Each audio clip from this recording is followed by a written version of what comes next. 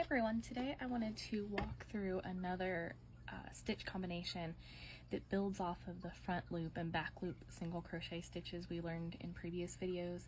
I would highly recommend before you attempt this that you get yourself comfortable with those two stitches, and once you're comfortable with that, this is going to make this one a lot easier. But I really love the texture of combining these two. So this is the alternated stitch. This is front and back loop alternated, so each stitch is going to alternate between the two, and I just think it looks so neat.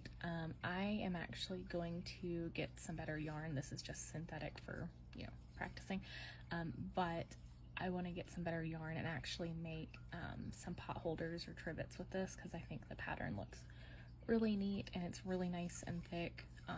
So if you wanted like a really thick scarf, it might be good for that as well. But to begin, we're going to make our slip knot. Oh, my yarn is all tangled up here. Hang on just a second. There we go. Make our slip knot, and then for your foundation chain, you're going to want to keep an even number. So for this example, I'm going to chain 6.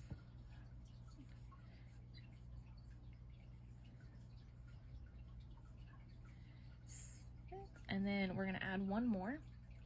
So just a reminder that this chain does not count towards your foundation. This is just used for height. So to begin your second row, you're going to skip that chain that you just created, and you're going to slip into this chain.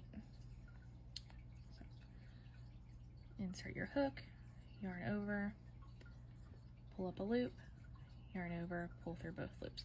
So for this first row, you are going to do just your normal single crochet. So yarn over, pull up a loop, yarn over, pull through both loops, go into the next stitch, yarn over, pull up a loop, yarn over, pull through both loops, go into your next stitch, yarn over, pull up a loop, yarn over, go through both, go into your next stitch, yarn over, pull up a loop, yarn over, pull through both, and then do your last stitch the same way.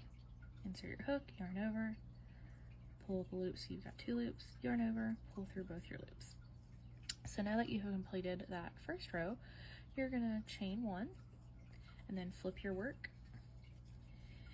and then instead of going under this V and doing another normal single crochet, you're going to do a front loop single crochet. So you're going to take your crochet hook under the first loop in that V. So you can see my hook is splitting that V in half, and you're going to yarn over, pull up a loop, so you got 2 loops, yarn over, pull through the 2 loops on your hook.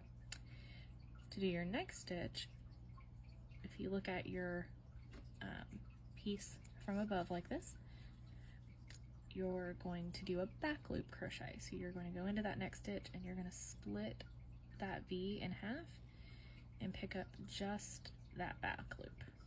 You're going to yarn over, pull up a loop, so you got 2 loops, yarn over and pull through 2. The next stitch, you're going to do your front loop, so you're going to grab just that front loop of that V,